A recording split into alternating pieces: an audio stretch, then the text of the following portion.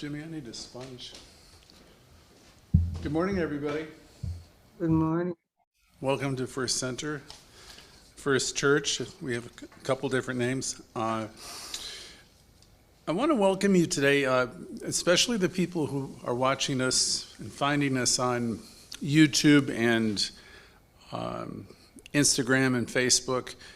You're a special part of our community also, and I'd like to invite you this week to send us your information so we can invite you in on our Zoom call, because when you're watching us on Zoom, then you have an opportunity to interact with people afterwards, and many of you are telling me that you're getting as much out of the community sharing as the lesson itself. Today I have a lesson that I came across of Raymond Charles Barker. Raymond Charles Barker was our founding minister. He was a friend of Ernest Holmes, and he came to New York to start this special community. So we found one of his old messages, and Reverend Celeste sent me also some additional information, so I hope you like it. It's called Unfinished Business. And to bring it up to date, I've paraphrased some of his sections to try to, I won't say shorten it, but it was quite a long presentation. So he starts out by saying, we are a New Thought teaching, we're a New Thought community, and we've been teaching the science of mind for many years. Barker, our founder, was one morning announcing that you are unfinished business. That's the name of today's talk. The only thing that ever needs to be conditioned or reconditioned is your own mentality. See, that's really the key thing to understanding what we do in this teaching. That one sentence, the only thing that ever really needs to be conditioned or reconditioned is our own thought process. One of the major characteristics of metaphysical teaching that differentiates us from older religious bodies is that our work is one of individual information, not individual reformation. And I thought about that a bit yesterday. We do our work in mind. So everything we do in terms of transformative work, we do within our own selves. We don't go to the holy books. We don't go to the holy lands. We don't look for redemption. We don't look for any of that. We don't look for anything outside of ourselves. So again, our work is one of individual information, not individual reformation. So we do our work upon ourselves. When you've learned that you are the only thinker in your universe, and therefore the only thing that needs to be corrected is your own state of consciousness. And that's a new word for some people, your state of consciousness. So, that's the body of your thoughts, because the body of your thoughts is what is reflected in your world.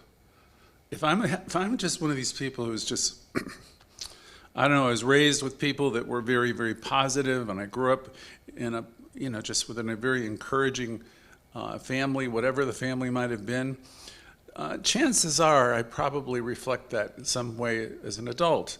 And unfortunately, many of us weren't raised that way. Many of us have kind of what I call a mixed bag. We have things from our parents, our grandparents, we have things from everywhere. And we have a lot of fear, doubt, and insecurity. And, and no one's to blame, by the way. It's just, we grew up, each of us, in a different family, and we have our own, we'll call it a belief system. Right or wrong, it's just the truth. We do. And that is something that gets played out over and over again. And it doesn't matter if you're 42 or you're 82. We all went through, some people call a process of entrainment. I'll say it's just, growing up.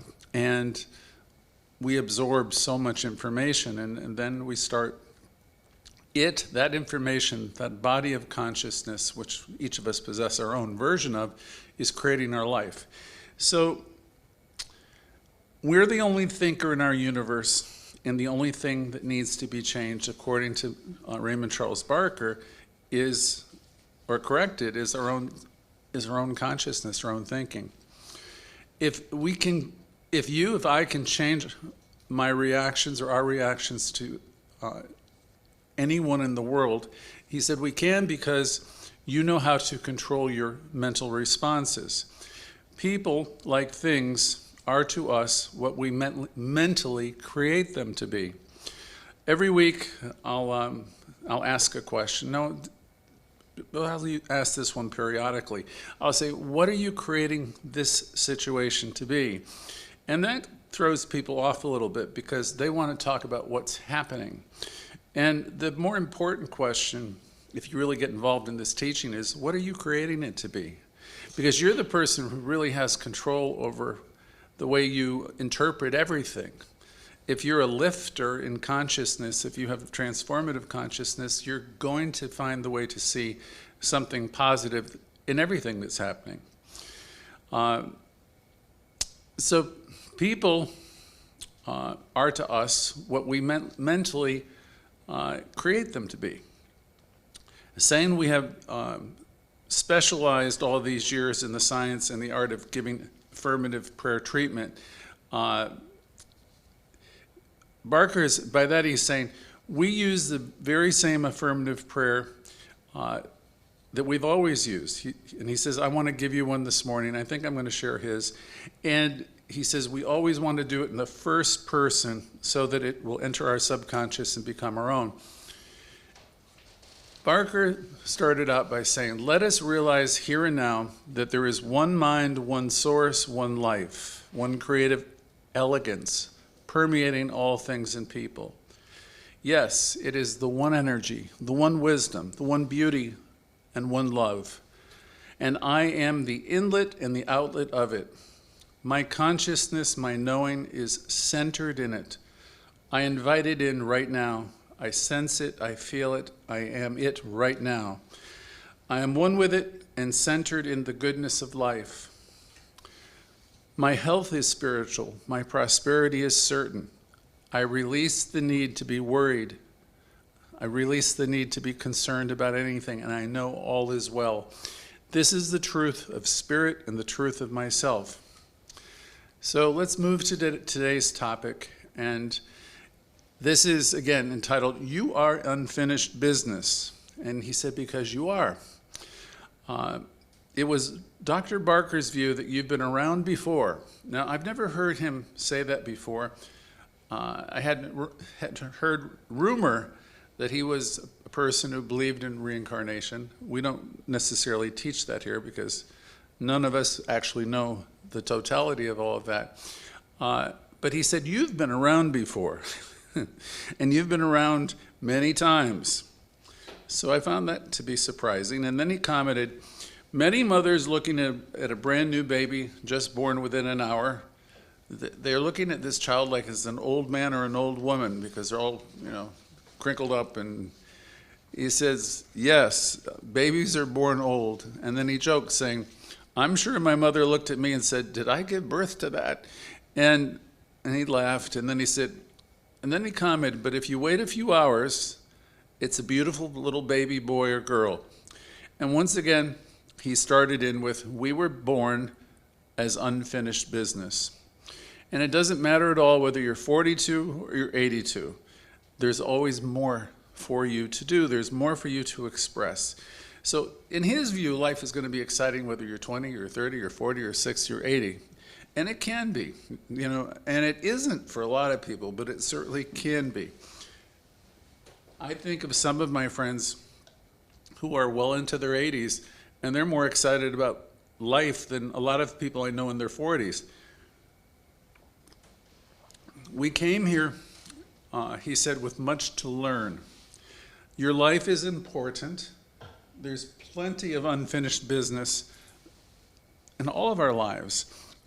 And we're not going to go anywhere until we continue to express what we're here to express. And he says, because one thing to think of, he says, when you think of yourself as an eternal being, he says, you don't start and you don't stop. We shall always be, always have this thing. We might say, well, it's very nice, but I don't remember anything that came before. And he joked once again, thank God you don't. He says, in my life, there's a lot of things I'd just as soon forget. I don't want to go there and dig it up, and I don't want to have to relive it. But I'm glad I went through it, because here I am, and I'm better for all of the experiences I've had and all that I've learned. There's more, though, for me to learn. I also feel when I talk very often to many people on the same group, and now we have like a community that's becoming very large online. It's over 100 people that we, I don't know if you want to say minister, talk to, who are part of our community, and we always have in our studio some people too. The future is definitely with virtual spiritual centers, and we know it, and we're glad we adapted to it. And we've learned that we have one of the largest spiritual, virtual rather, communities around at this point.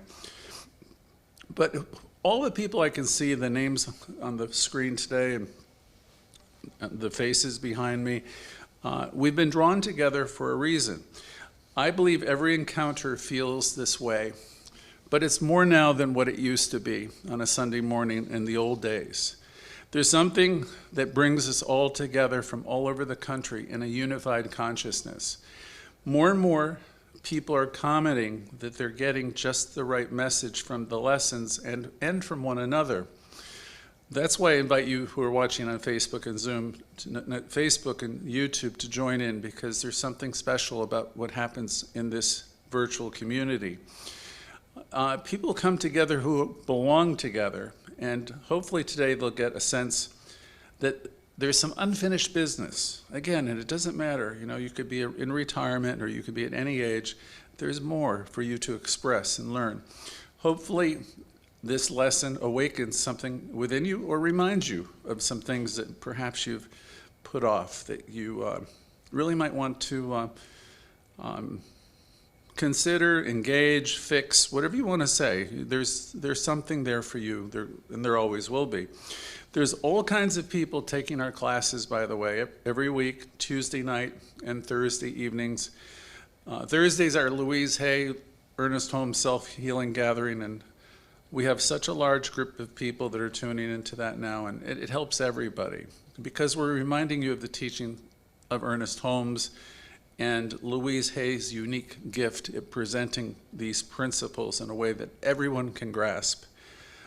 Tuesday's more of a traditional science of mind class. And again, everyone is welcome, and you're welcome to watch the rebroadcasts on Facebook and YouTube.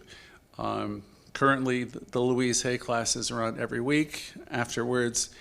And the science of mind class will be on as a rebroadcast when it completes. So we're really thrilled that we have all this going on. We have you all together. We knew before the pandemic that people were interested in spirituality, but we also knew, we've been studying for the past 5 years, that churches everywhere were dying out. They were changing dramatically. The expression used to be, back 6 years ago, 1 in 5 will thrives. 1 in 5 will survive. And so that's 20%, and the numbers really are more. Today we understand it's less than 10%. So where are all these spiritual beings going? And I know darn well, I was told you better look at yourself like you're the Jay Leno show for the future, because what's going to happen is you're going to have a studio audience, and your larger community is going to be a part of a broadcast group. I know that's also true because recently I've been at a couple 12-step meetings, and I would have thought everybody would have loved to be together. And it was what was called a hybrid meeting. And so I went there, and my goodness, there's like 10 people, friends that are there. So good to see them all. But they had 60 people, on the hybrid, just like we do here, like the screen next to us. And I was listening. They said, don't think that that's going to change. They said, because people are really, it's so easy for them to tune into their TVs, their computers, their devices, and participate, that it's never going to be the same. And so we somewhat knew that back a few years ago as we were studying our growth model. We have a visioning group most Tuesdays, and we will again in the fall. So we're glad however you find us. If you're in New York, we're going to have spirit groups here of different kinds that will be small groups. And we will have the larger lessons available to everybody in hybrid form. So this is all very exciting. We never knew this was going to happen exactly, but we knew that the future was going to be the physical churches would be going away, and more it would be spiritual communities of all kinds. Dr. Barker loved the teaching. He didn't care too much about the physical building, the churches. You didn't need to have a church with walls. You needed to have a community of people who were interested in practicing the teaching. That was his main interest. And he was equally proud of the independent groups as any other group that was teaching the teaching. When in his own lifetime, Science of Mind groups broke off in a couple of different directions, and he wasn't really happy about the way it was unfolding. He was only concerned about, did you get the message that God is in you, operating through you, and responding to you? Do you realize that what we're after here always is to have an authentic experience? That's what he was after. That's what we teach. So let's go back to our unfinished business. I have plenty of unfinished business. I want you to ask yourself, do you have any unfinished business? Do you have any things within you that you either need to heal, fix, or some part of you that needs greater expression? As I said, our center had to reinvent itself and find new ways to serve people. We always intend to teach our wonderful teaching. So we want to make it easier for people because, as has been said many times, there's no reason to make this teaching complicated. Ernest Holmes spoke of a new era where this teaching would become particularly relevant. The time is now, and each of us in our own way are bringing forth a new era. The teaching is evolving through all of us. So my generation will pass away, and your generation will come into being, and many of you, right, who are younger than me, and there's much unfinished business in our own lives. There's much unfinished business in the center. Again, as a hybrid community and a teaching center, we intend to have people in-house and also reach out throughout the country. Because we realize New Yorkers find it more convenient oftentimes to participate from home. I notice some of you are taking a lot of classes with us now. You're watching us on Zoom and Facebook and YouTube, and we're getting all kinds of testimonials in on our chats and our social media and letters. We're also getting many people now that are wanting personal counseling sessions, and we can do that. All you have to do is call the center and get a hold of Jimmy, who's here every afternoon, and book an appointment. If you stay involved in this teaching, that's the thing. I said it in a previous class. It's like taking out an insurance policy where you're making these small deposits, but it will pay big dividends for you.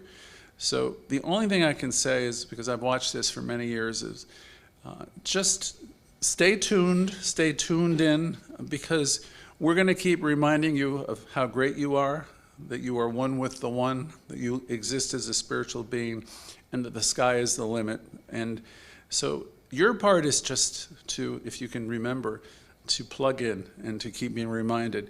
And then after that, there's daily work that you can do. I mean, the more you're going to put into the teaching, the more you're going to receive from it. If you need reassurance, as I said before, I would suggest calling the center, or you could consider asking someone close to you that you meet in the groups to be what's called a prayer partner. You don't hear us talking about that much anymore, but it's really a good way. I have several myself, one of whom is in Colorado, Maureen. I called her yesterday. I called her last week. She's somebody I've known for years, and she's a practitioner. And it's really good to have those kind of relationships with people. So that's something I would suggest. And you can also call into the center. I can assist. Reverend Judith is here for that purpose also.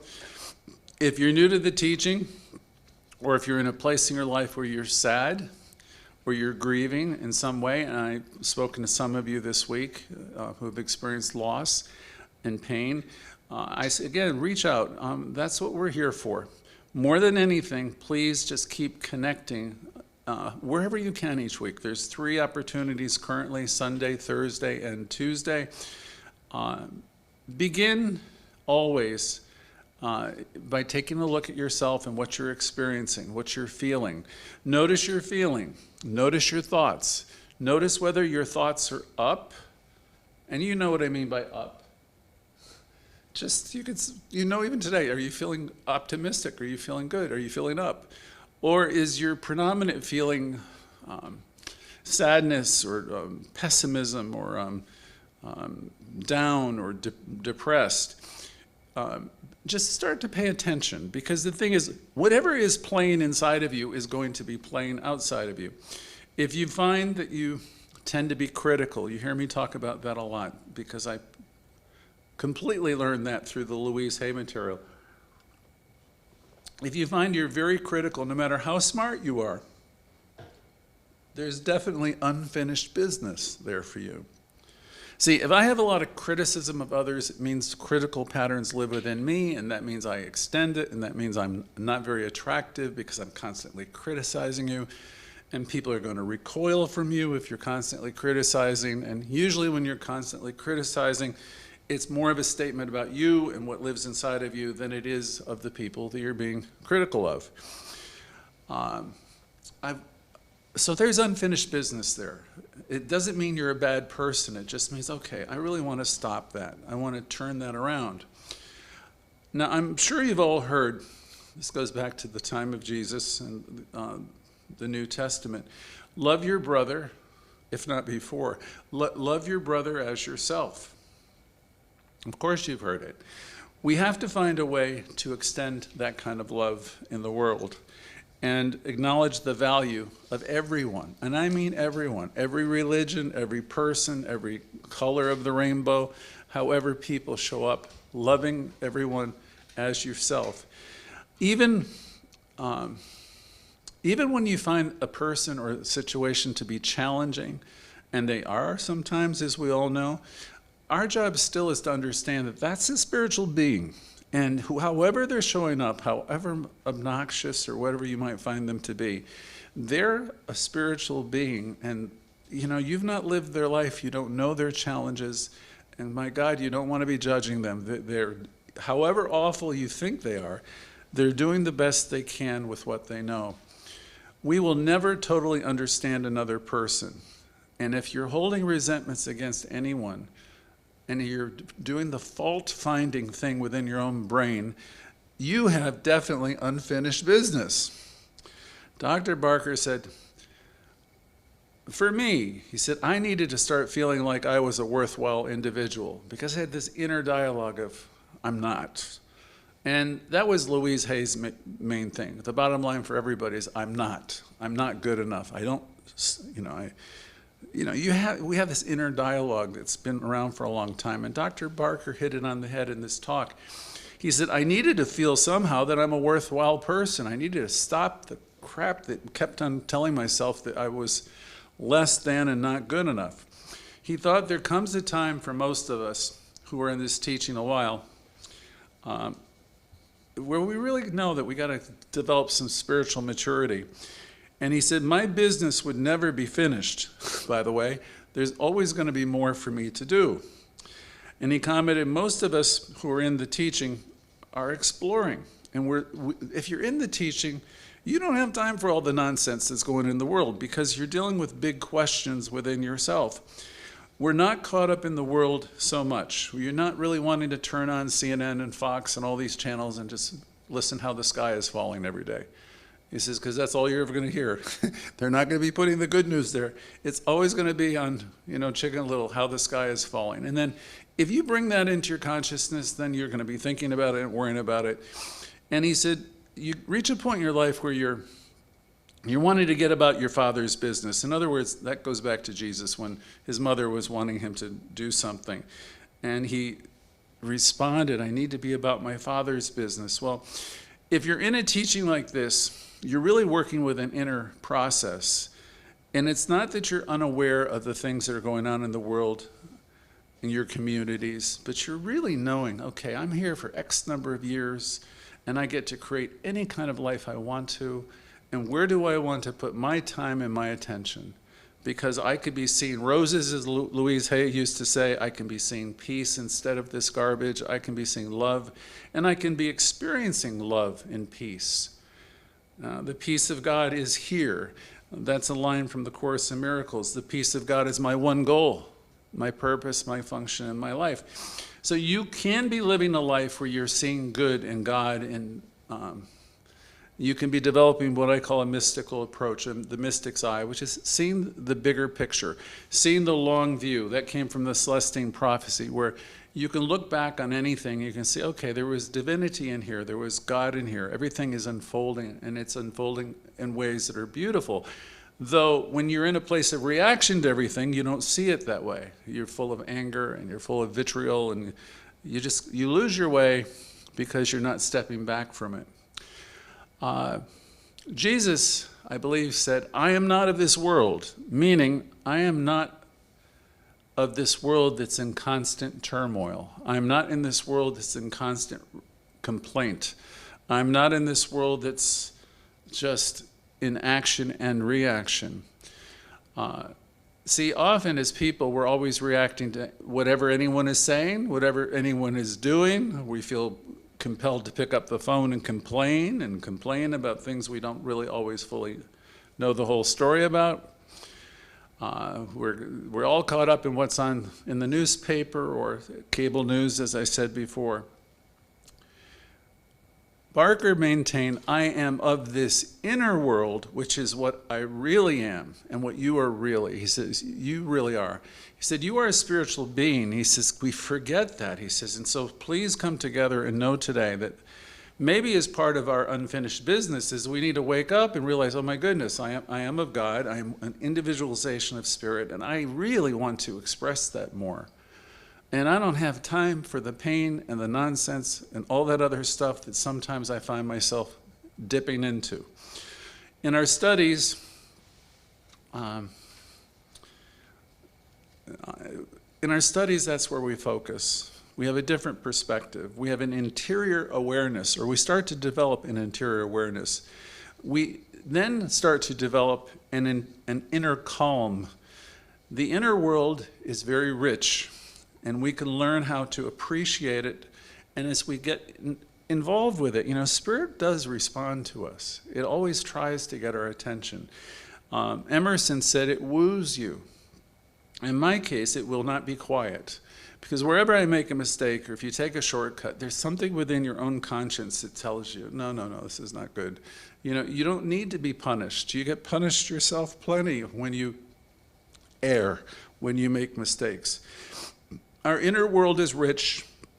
We can learn to appreciate it and then direct it as we apply the teaching.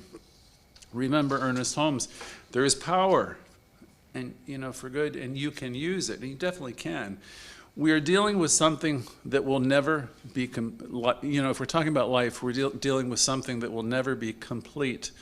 It will always be unfolding within us and expanding always, because you are expanding always, and your knowledge of this creative process is expanding always. You are an instrument of it. You are a point of awareness within the creative process.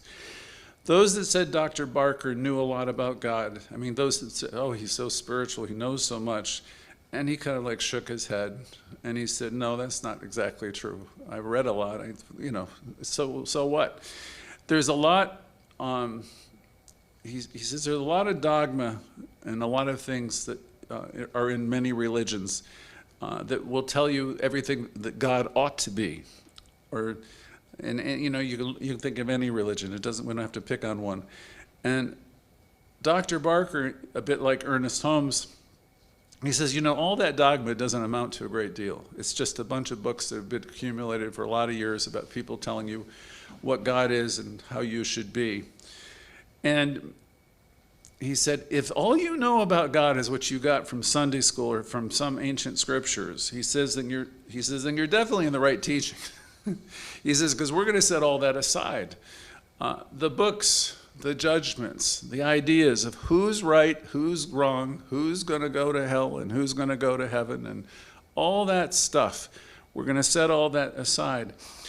There's something within you, he said, in this journey. There's something special, and there's an essence in you, and an aspect of you that's one with God itself. And inwardly, you have to know something for yourself. What he was always advocating, just like Frederick Bales and all of the others, is you want to court that inner awareness, that inner sense that there is spirit within. This is why we stress the idea of each of us being an individualization of this one spirit. That you are individualizations of life. Yes, each and every one of you. Everything that God is, all that love, all that energy is represented within you. And is it there by right of birth? Well, yeah, but it's more there by right of being. The very fact that you're alive and you're here and you're expressing. What is it you think that animates you, that breathes you, that just has you awake and here and considering everything? I mean, what is it? That's something spiritual. There's a divine aspect of you, aliveness. By virtue of your being, by right of being, just because you're here, just because I am, he said. Dr. Barker, in thinking of his childhood, said,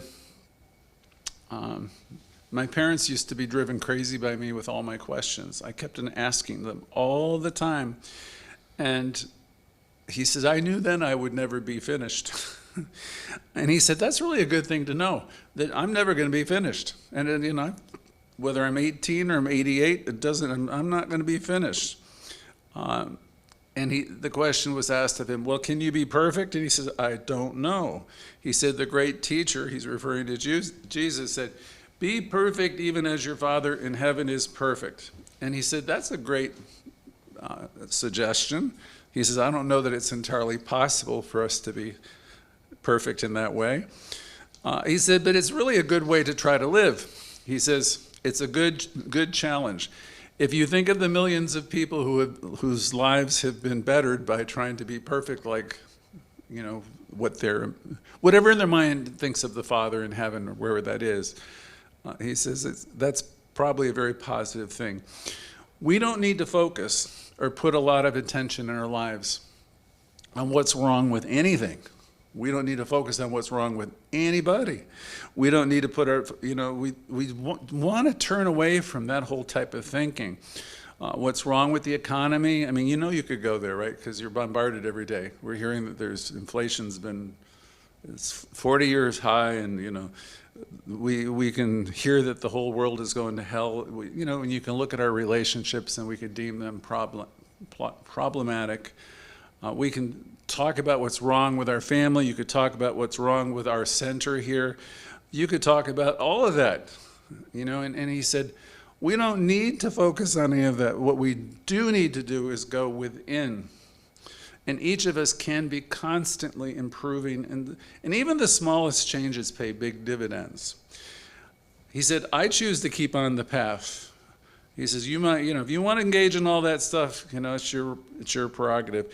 I choose to keep on the path, keep staying connected. There's nothing that you need to do externally. External things are not what you need.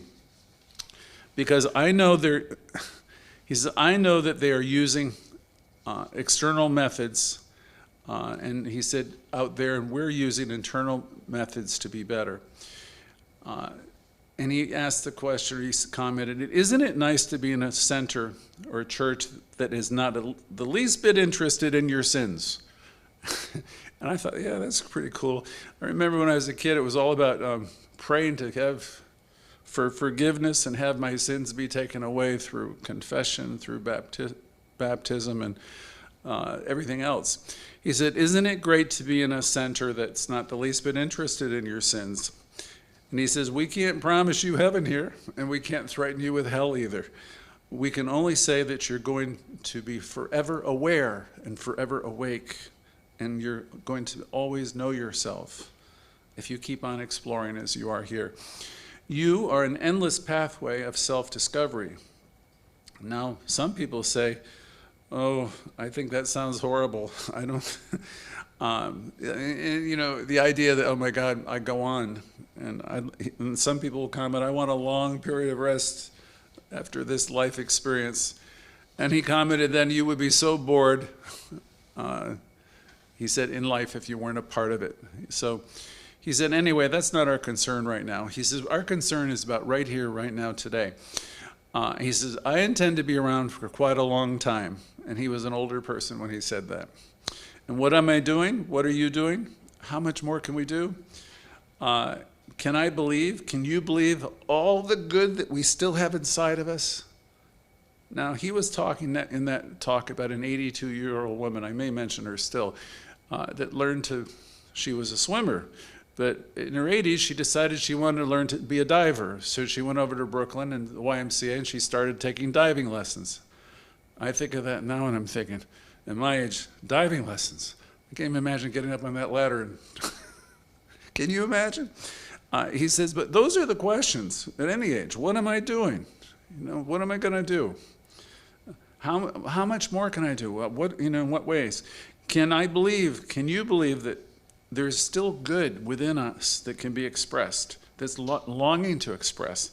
I thought of my father last night because he was learning to fly airplanes when everyone thought it's too late for anybody to be learning to fly airplanes, but he was. And he was learning to speak another language when we thought, my God, you can, many of us having problems remembering the language we speak. But, he wanted to express more life. And this is the question Barker was addressing in this talk. We got unfinished business. There's a lot of things that you've put off, maybe there's a trip you need to take. Maybe there's a reconciliation with a family member. Maybe there's something that's unfinished. Maybe there's a hobby. Maybe there's something when you're in your working life that you've done, or maybe you're working in an occupation that doesn't at all fulfill you. So there's loads of things, that you will find answers for as you start to ask yourself some of these important questions. There is that which is in you that really longs to express and to come out. And then he spoke of a mirror technique. Now, it's kind of similar to some of the Louise Hay work, and could be where she got her original ideas. And he says, I have this mirror thing that I do every morning. And he says, now most every guy has to shave. And he then said, and most every woman has a routine of some kind. I don't know if it's facial or hair or whatever it is. And Dr. Barker said, I stand there with my mirror and I say, Raymond, you are wonderful. He says, now here I am with a man, just standing with the mirror, telling myself I'm wonderful every morning. He says, I get right out of the shower and I only got a towel or something around me, and I say to myself, you're wonderful. And I look at myself in the mirror and I'm using a variety of affirmations, and I say, you are tremendous. You are a spiritual gift to the human race. And I thought, my gosh, this guy's a ham, right? And he commented, most people, if they witness these conversations I have with myself every morning, think I should be put away someplace. He says, we were not trained to speak highly of ourselves when we were kids. So usually a man will stand in front of his mirror, just getting up, and the alarm clock's going, and trying to shave, and say, oh my God, another day. I hope I get through it. There's just so much to do. And you start to get into this, chatter. And remember, your chatter is creative. But he says, that's what people do. The alarm clock goes off, you're up, you're flying, you're making coffee, there's kids, there's things, it's just a lot, and there's no pause taken to refresh. And while you're shaving, you might be, oh my God, I hope I make some money today. By 5 o'clock, I'll be so exhausted, and by 2 or 3, this will happen and that'll happen. He says, and by 8 o'clock in the morning, I've got the whole day set in my mind, even before I'm done shaving. And I'm even going to know how exhausted I'm going to be by 5 o'clock. He said, do you do any of this stuff as you greet your day? He says, I don't. And he says, I won't. I used to, but I don't, and I won't anymore. I say no, and I won't project trouble ahead of me.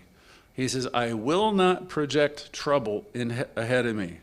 I'm forcing myself every day to get up and say, God is good. This is going to be the best day of my life.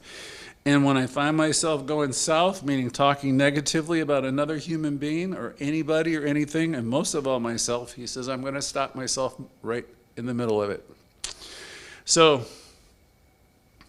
if I think there's going to be any trouble in the day, I stop it and I say, go, thou art not of me.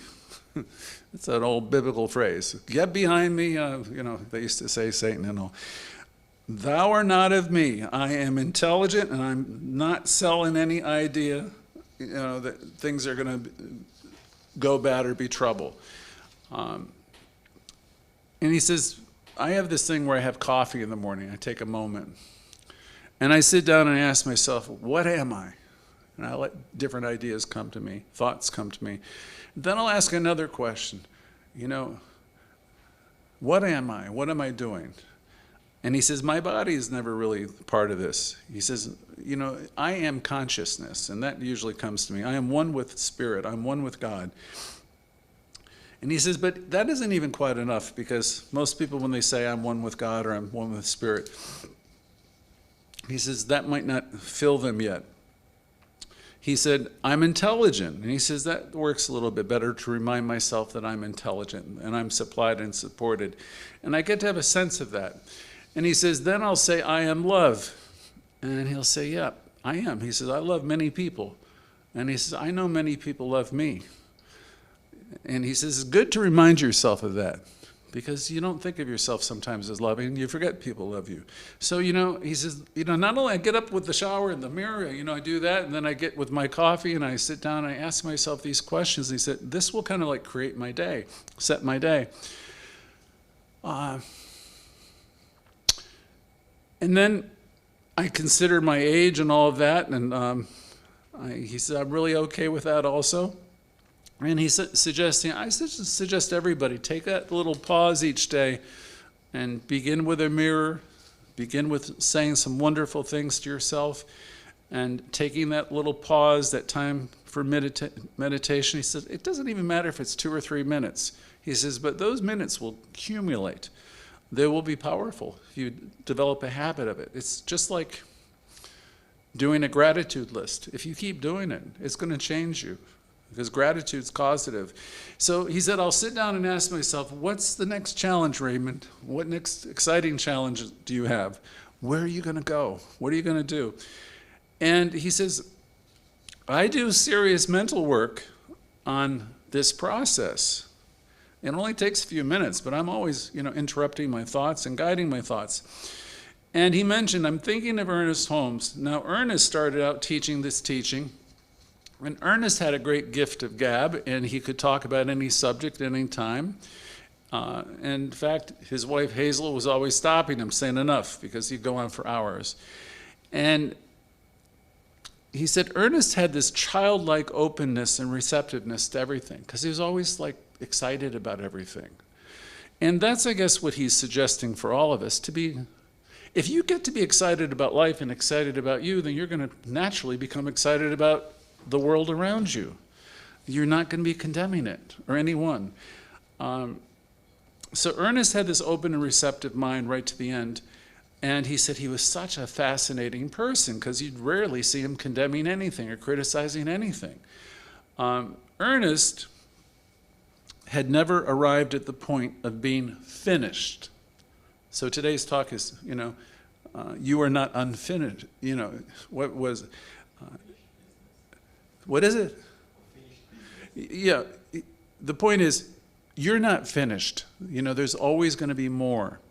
He said Mary Baker Eddy, she was the person who started Christian Science. And she was around Ernest's time, a little bit before.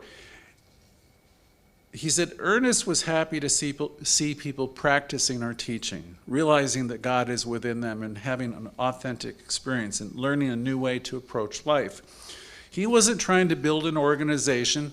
He witnessed Christian Science, that's Mary Baker Eddy's church. He realized in Christian Science that everything was controlled. every aspects of everything. And everyone had to follow the dictates agreed upon that was written down. Now he said, for her, that was her way. He said, but not for me. He says, I want a simplicity. I want people to be able to experience God within them. He says, it's way too easy to be intellectually superior. And he says, I want to, with what we teach, keep the windows wide open so we can keep growing. And where everyone knows that it's not about what's in the books, it's about what's in your heart and in your consciousness. Most people will say, he said, now I'm at a certain age, and I have to do certain things, certain ways. And that's when he led into the story I already spoke of. He said he had lunch with a lady who was going to celebrate her 80th birthday the next week, and she was going to go over to the YWCA, and where she swims, and she's going to learn to do diving. And a year later, at age 81, she came back. Well, she became one of the best at 80, 81. So she accomplished this. And she commented that she wants to keep on being everything. And I thought about that yesterday. That's quite a statement. I want to keep on being everything. And I have a friend who's in her 80s I spoke to just yesterday, and she's a lot like that. She's wheeling around town, and she's doing everything, and she has no intention of stopping. So, like the lady who came to Raymond at her 80th birthday, that by 81 had become, I won't say she was a professional diver, but she didn't mind getting up on those high diving boards and learning to dive. We're each here to learn. Most of us have unfinished business, so let's keep open, and let's keep an open mind, and let ideas come to us, because they always will if you stay connected with Spirit. Please, please, please refrain from telling yourself, I can't.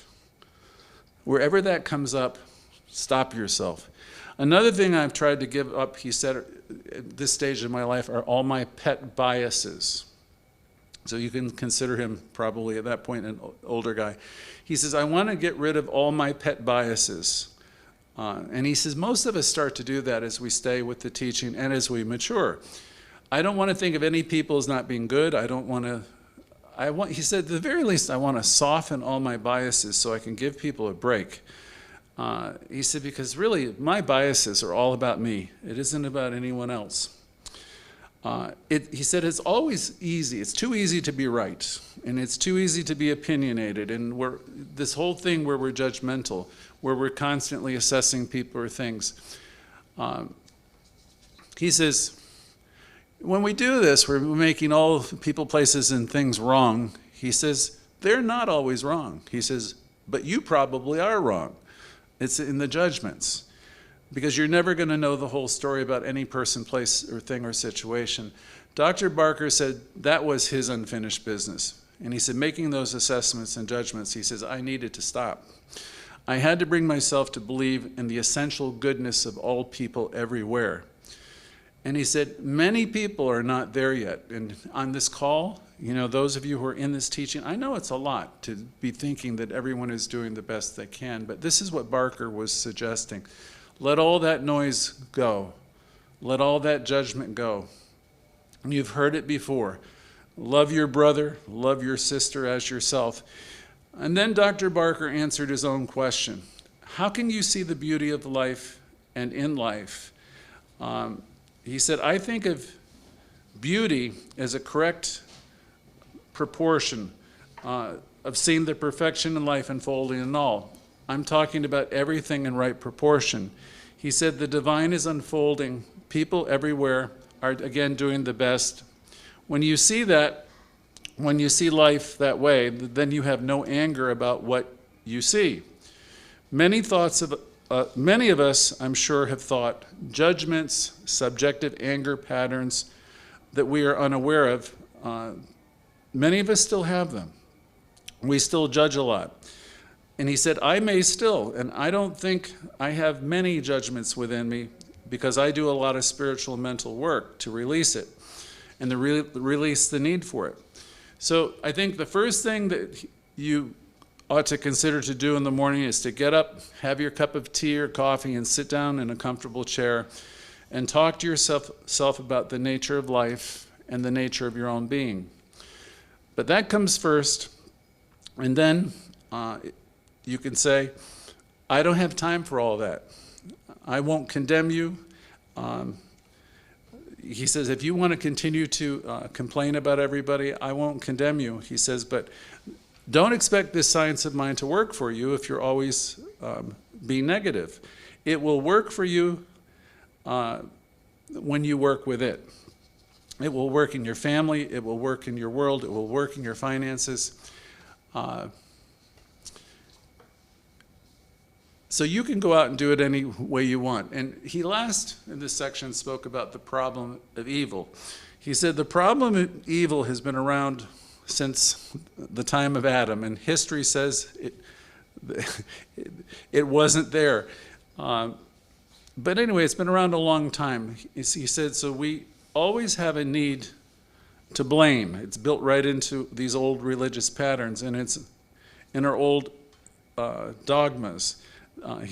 Our theologies, we're going back to the Judeo-Christian system, created devils in hell. And he says, I'm going to tell you, you're not going there, fortunately. People come into our teaching, he says, and they have all these superstitions and beliefs, and he says, you're not going there, and your relatives aren't going there either. He says, you're going to go wherever they go, and he smiled. And he said, when you start out your day, what are you looking at when you look at the mirror? When you see yourself in the mirror, or when you're having that morning tea or coffee, are you seeing yourself as good? Are you seeing your day as filled with promise? So people will start out every morning, and they'll do the same old routine in the same old way. So stop it. Wake up and start to give yourself something different. Stop complaining about your job. Be grateful for your job, or find another job. So a good question he said to ask, am I going to do something spiritual about this day? Am I going to do something spiritual? Am I going to invite God in this day? You can keep changing your mind. You can keep interrupting any of your old thoughts. Do whatever you need to do to erase any pattern in your consciousness that's not life-giving. Whatever needs to be done to break the whole pattern is what our work is. Whatever needs to be done to break it, do it now, instantly, in consciousness, right here, right now. Talk to yourself. And he said, I spend a lot of time talking to myself throughout the day. And he said, but I live alone.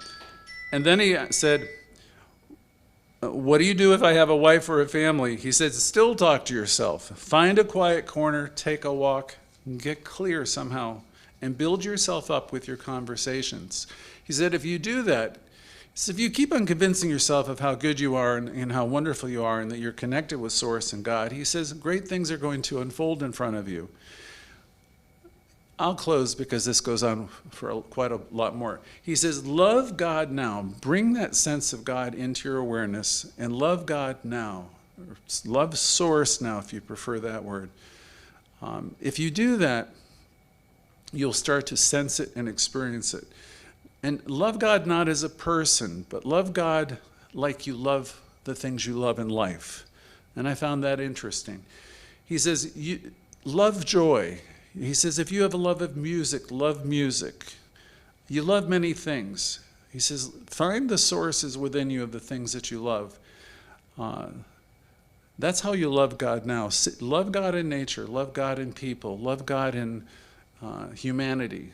Just take the time to meditate on, there is this thing within me, and allow it to come out of you and appreciate and love everything. Louise used to talk about, I love the world the way it is. I love everything and I love everyone. And he said, let's not focus on what happens after death. Proclaim, I want to see it now. I want to sense the goodness now. I want to feel it with my senses. I want to hear it with my ears. I'm going to train my ears to hear the good. I'm going to train my mind to see the good. And I am going to practice knowing the good is at hand, the kingdom is at hand. The things of life, he says, life will open up. There's this banquet of life, and it's all available to you if you just take that shift in perception. He said, I like being here. I enjoy my life. I think everything's lovely.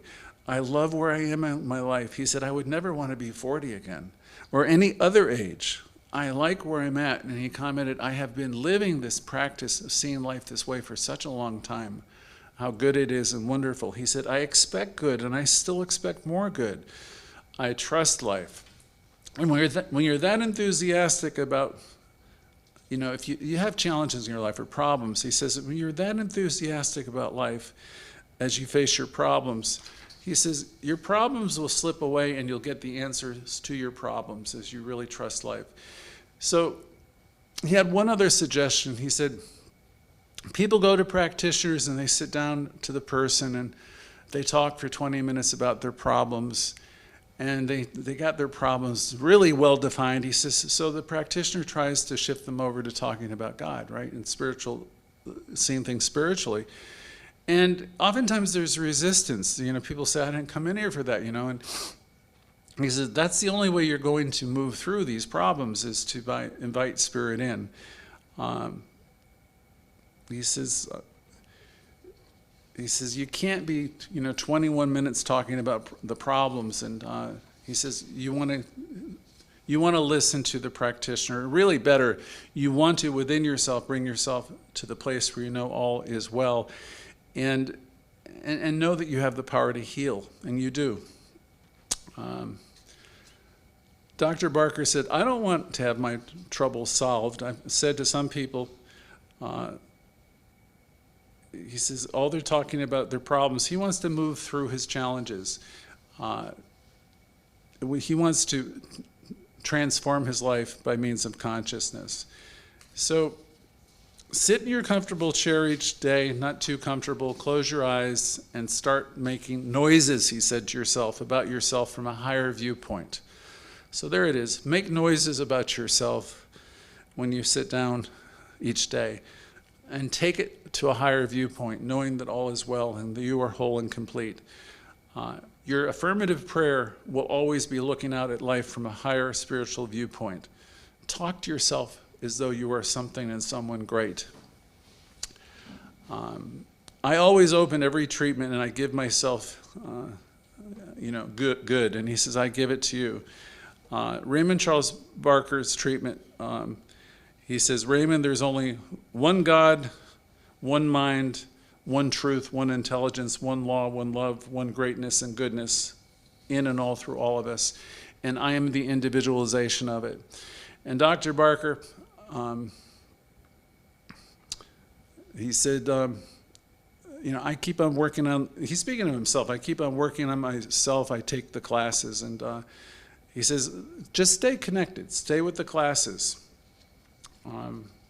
So that's pretty much the notes of his class. There's one more thing that I have of him.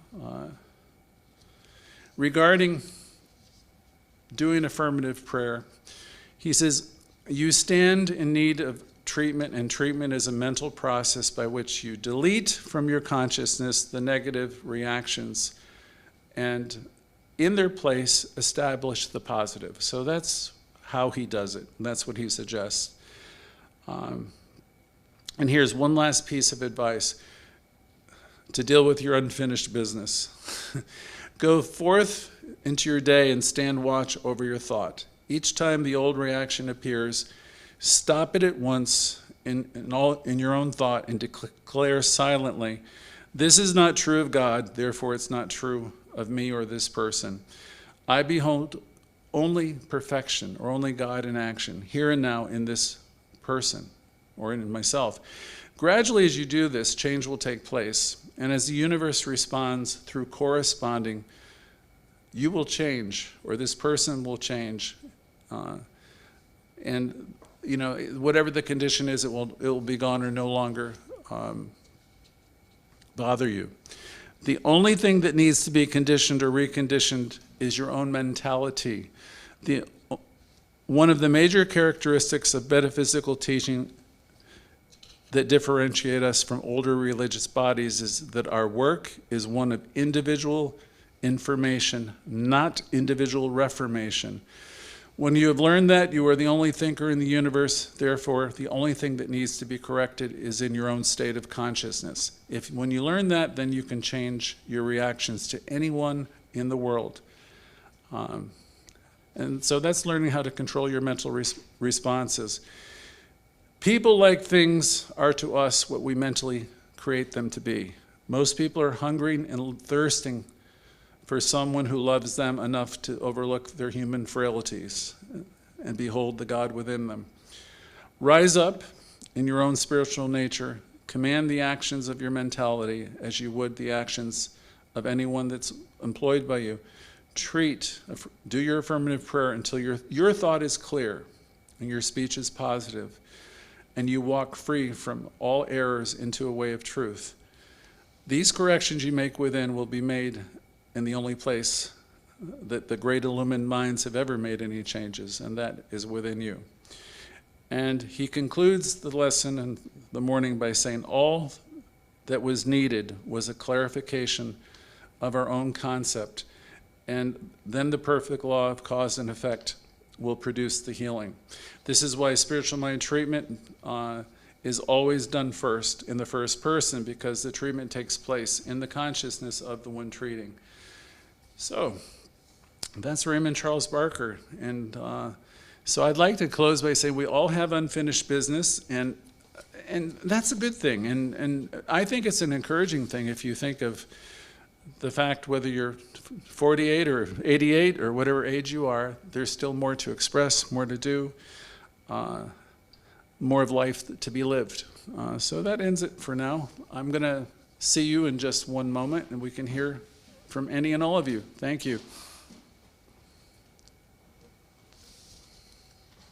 Okay, I guess we don't have a break, so we're going to go to Reverend Judith.